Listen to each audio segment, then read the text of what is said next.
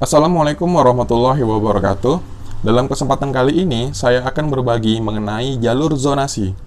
Nah, bagi teman-teman yang mendaftar melalui jalur ini, harap perhatikan video ini betul-betul. Jadi simak baik-baik.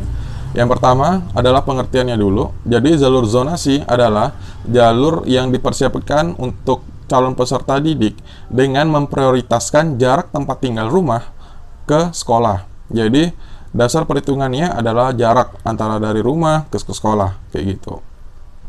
Kemudian, jika kita lihat jalur zonasi diterima paling sedikit 50% dari total keseluruhan daya tampung sekolah. Nah, kemudian dibagi 2% untuk penyandang disabilitas. Berarti misalkan 50%, berarti ada 48% untuk jalur zonasinya, kemudian ada 2% untuk teman-teman penyandang disabilitas, kayak gitu. Nah, kemudian mungkin teman-teman ada yang masih bingung ya, kita tahu 50% itu dari mana.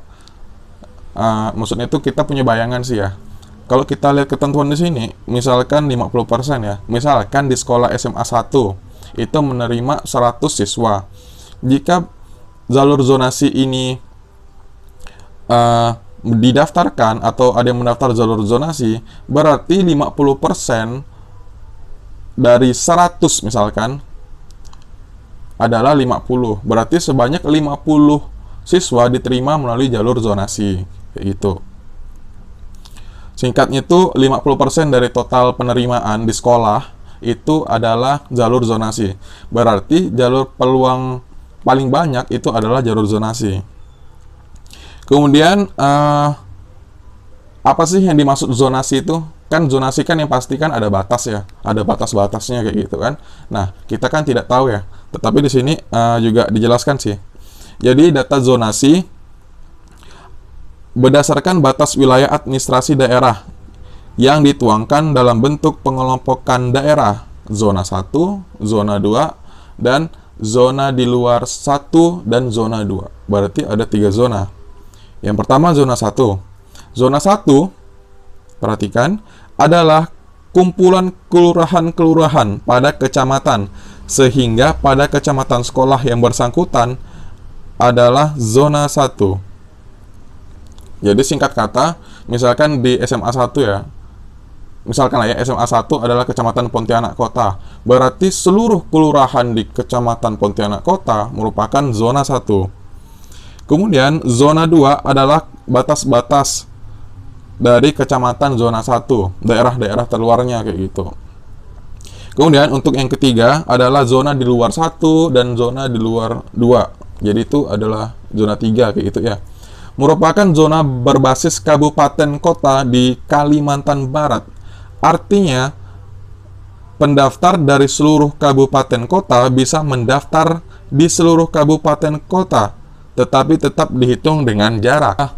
Meskipun diperbolehkan ya, kalau kita lihat di sini ketentuannya, teman-teman yang berasal dari kabupaten yang berbeda itu boleh mendaftar.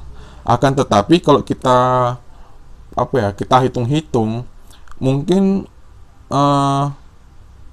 peluangnya lebih kecil karena kan saingan teman-teman tuh kan ada yang dari kota tempat kecamatan sekolah itu berada kayak gitu ya.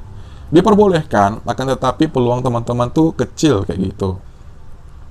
Kemudian perhitungan jalur zonasi adalah menggunakan KK, yaitu kartu keluarga. Kartu KK yang gimana sih? Kalau kita lihat ketentuannya, kartu keluarga dengan 1 tahun sebelumnya ya. Misalkan kartu keluarga kita tuh disahkan tahun 2018. Nah, berarti itu boleh ikut jalur zonasi yang KK ini. Tetapi kalau teman-teman KK-nya itu baru, itu nggak bisa juga sih kayak gitu. Kalau kita lihat aturan ini, jadi KK yang berlaku adalah minimal 1 tahun sebelum pendaftaran.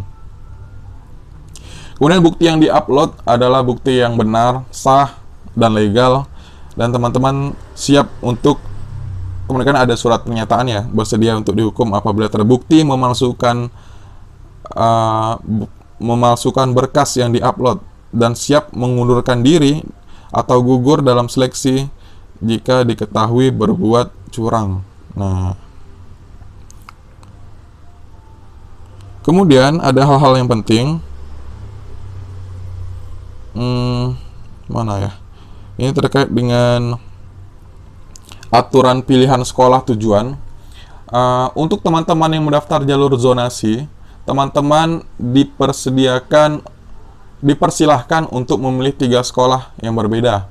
Nah, jadi nanti teman-teman ketika daftar pada tanggal 22 Juni nanti, teman-teman diperbolehkan memilih 3 sekolah yang teman-teman inginkan untuk bersekolah. Pastikan urutnya sesuai dengan keinginan ya. Jadi ada skala prioritas di situ. Kemudian ada hal penting juga terkait dengan dasar seleksi. Yang pertama adalah domisili KK, yaitu jaraknya. Jadi jarak sangat menentukan sekolah. Kemudian yang paling penting adalah waktu pendaftaran. Nah, waktu pendaftaran ini sangat penting. Misalkan ya, ada dua orang yang mendaftar di sekolah yang sama. Kita sebutlah si A dan si B. Misalkan si A itu mendaftar pada hari pertama, tanggal 22.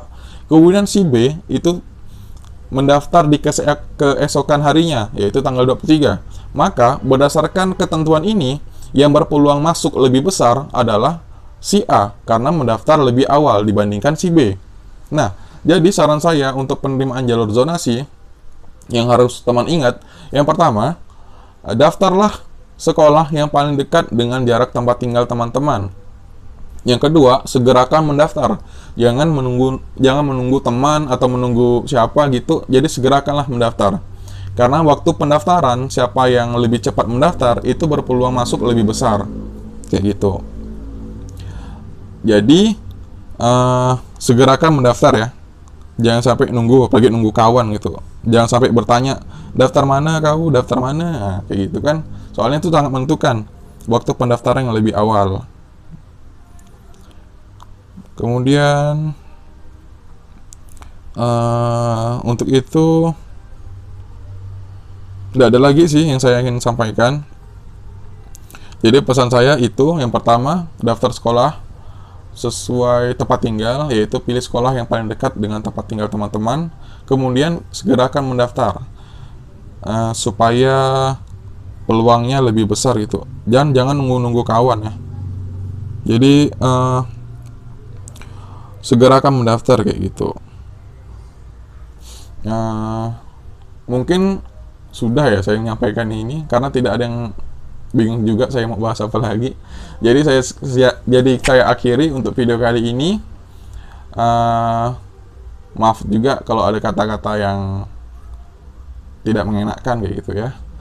Oke, jangan lupa subscribe, like, and share video ini. Mari kita bantu teman-teman lain yang masih dalam kesulitan. Assalamualaikum warahmatullahi wabarakatuh.